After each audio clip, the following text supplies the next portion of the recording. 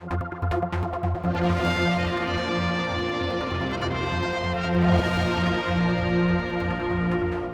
and welcome to our weekend debate. We're doing the rounds. We're coming to our final section if you've been watching them all. Rushen. So we've got Dr. Michelle Haywood, Mark Kemp, Andrew Langton-Newton and Juan Watterson. So not that many for that seat there. And obviously one going anyway. So let's start with Michelle Haywood. I don't know, Michelle. Mm-hmm. I'm not going to be able to contribute very well to this other than to say we all know Juan makes an important contribution. Well, let's come to him in a second. Did you go to that hustings? I did go to the hustings, and I think if we're instead of focusing just on me talking about the candidates, if we make it about the whole area, I think Michelle Haywood was very good. I thought Dr. Haywood was very good. Andrew Langton-Newton was very good. Yeah.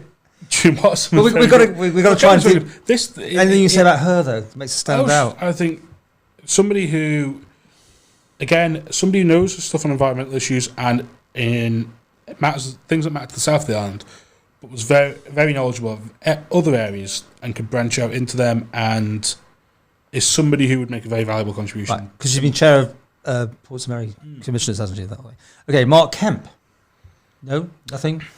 Yes. Same sort of story, to be honest. He was somebody who spoke with a background of. I think he's worked in teaching at one point. Yeah. And he's somebody who's got a lot of different life experiences, which could be valuable going into this. I mean, if we're talking about how do we recover from COVID, what happens with schools and the future of the island schools as well, is going to play a part in that. And a teacher's voice could be one that you need in the room as well. So, and he's stood before, so that's. I mean, not many people have stood before. He only lost out to Lawrence Skelly by, was it 55 votes? Close, really? Yes. So he's a contender. He's easily all four of these are contenders. Honestly, really, it's funny. We come out of this on the night, and me and I won't name them because they're not here to think, but we were there. Me and another journalist come out. And I said that's the first one I've been to.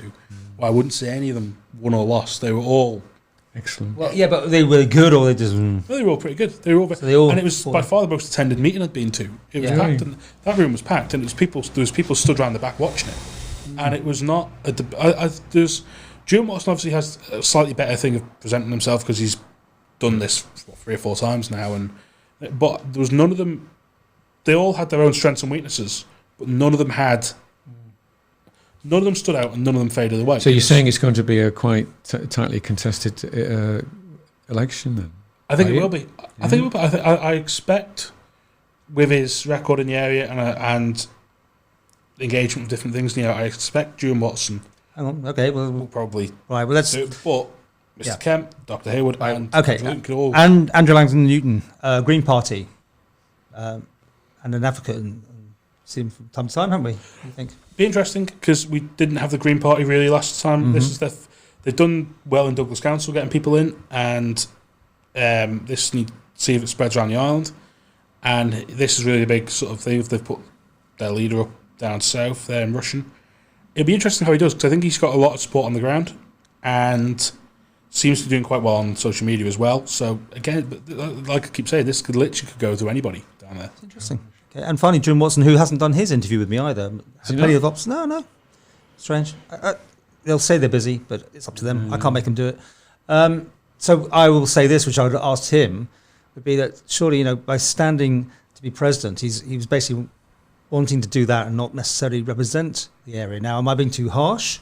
Or is that how it would be perceived, that he was really wanting to move up? No, too harsh, because he's represented the constituency and fulfilled a role both as a minister and as an MHK and chairman of PAC with considerable energy.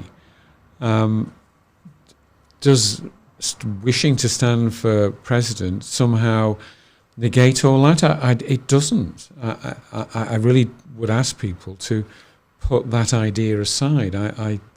I'm sure that should he be re-elected, all those elements that he's contributed will continue as before. I think fundamentally the only people talking about that question are probably in this room or in other newsrooms. I think, especially on the night, what I found interesting was on the night, aside from Castletown, nowhere down south had an election for local authorities. So local authority issues became national issues on the night because people wanted answers. What's going to happen to the Cozy Nook? What's the future of Port St Mary.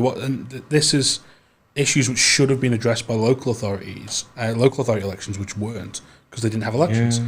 So they sort of got dragged into this a little bit, but fundamentally it was a good night in Hull. But June Watson was.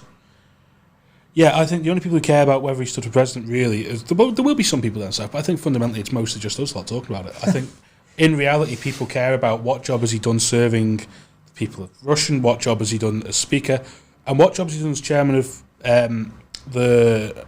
PAC, which was, I think, if realistically 2 years ago, most people outside of Timbaldo or outside of the media sphere weren't massively aware of committees, and I think. Well, I've that's yours. One of my passions, but. Yes. But and I think PAC did some really excellent work with regard to Rosalind Ranson and Rachel Glover, and really there's been some real exposures that were never really possible under the select committee system, which still exists, but is now, as it were, overridden by the policy review committee work. And I think, to be fair to Dewan, I think he knew before the election for president that it wasn't going to be his for the taking, but that at the end of the day he felt, no, it's right that there should be an election rather than what do you say when you coronation. And I think that was healthy. And so, I think people maybe next time people think, who knows, who knows, but that's 5 years away. Well, thank you. Listen, if you watched them all, thank you very much. I hope you've enjoyed it. It's been different and certainly longer than I thought. We're going at Manx Radio on the night. I know let's plug your thing as well. You got an event. Yes, Jeff's Selection Night live. We're going live from Loft 11. So we hosted. Where the hell is Loft 11? Sorry. It's Henderson and Glass's new coffee and cocktail place. Just major plug coming in. Did he pay me to ask him that question? So, I mean, I think there's going to be other things as well. I think you're doing something, and you're doing your thing. I mean, there's tons of things going on, isn't there? Oh, ours is going to be brilliant. We've done away with the idea of exit polling because traditionally they were always wrong on the island, and we've replaced them with psychic animals. We've been bowling. There's all sorts of stuff which we've done for this, which are... This is live on Jeff, is it? This is going to be live on Facebook, YouTube, on the app, online. You can watch it all. Get down with the kids. And I should say, since that's why you're not invited. I know. That's right there. When we finish this, we're taping something else for you guys called the Paulies Awards. I'm just dying to find out. Well, I know roughly what's going on.